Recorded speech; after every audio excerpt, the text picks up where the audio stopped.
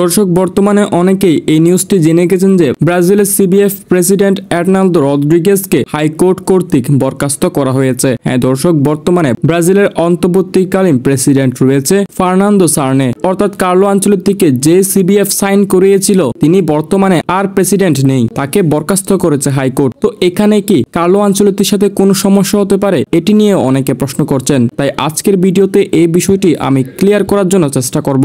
দর্শক, কিছু বছর আগে থেকে এর্নালদো রদ্রিগেজের বিরুদ্ধে দুর্নীতির অভিযোগ এসেছে, যেখানে হাইকোর্ট এবার রায় দিয়ে ফেলেছে যে তিনি আসলে দুর্নীতি করেছে এবং তাকে বরখাস্ত করা হলো। অর্থাৎ রদ্রিগেজের বিরুদ্ধে দুর্নীতির অভিযোগের কারণে তিনি ব্রাজিল সিবিএফ থেকে বরখাস্ত হয়েছেন। তবে তিনি এখনো চালিয়ে যাচ্ছেন সুপ্রিম কোর্টের রায় আনার জন্য। হ্যাঁ দর্শক, যদি সুপ্রিম কোর্টের রায় তার পক্ষে আসে তাহলে সব সমস্যা এখানে সমাধান হয়ে যাবে এবং তিনি আবারও ব্যাক হয়ে আসবেন সিবিএফ প্রেসিডেন্টে। আর যদি সুপ্রিম কোর্টও তার বিরুদ্ধে রায় দেয় তাহলে তো তিনি আর সিবিএফ এ আসতে পারবে না। তাইলে কার্লো আনচেলত্তির সাথে কি সমস্যা হবে? এক কথায় কার্লো আনচেলত্তির সাথে এখানে তার কোনো সম্পর্ক নেই। অর্থাৎ তিনি অফিসিয়ালি ভাবে ব্রাজিল দলে এসেছেন, যদিও বা তার অনুমোদনের মাধ্যমে এসেছিল কোচ কার্লো আনচেলত্তি। তবে এখানে কোনো সমস্যা হবে না কার্লো আনচেলত্তির সাথে সিবিএফ এর এই ব্যাপারগুলো নিয়ে। তার কারণ হলো বর্তমানে সিবিএফ এর যিনি অন্তর্বর্তীকালীন প্রেসিডেন্ট রয়েছেন তিনি আগে সহকারী প্রেসিডেন্ট হিসেবে ছিলেন এবং এর্নালদো রদ্রিগেজের পাশাপাশি তার সিদ্ধান্তও ছিল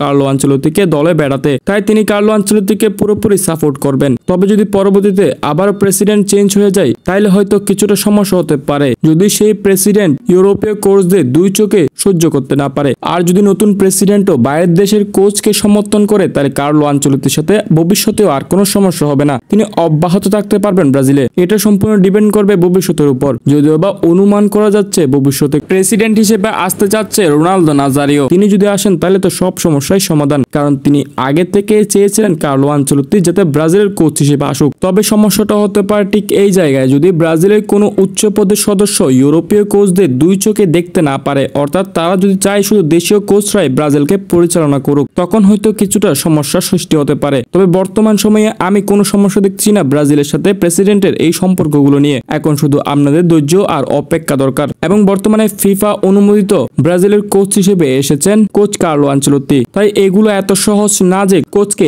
আজকে সাইন করেছে কিংবা কালকে বের করে দিব, এগুলো কিন্তু এতটা সহজ বিষয় নয়। তাই আপনাদের টেনশন করার কোনো বিষয় নেই। এখানে কোচ কার্লো আনচেলত্তি অবশ্যই ব্রাজিলে থাকবেন, এটি আপনারা নিজেদের মধ্যে আস্থাশীল হয়ে বজায় রাখুন।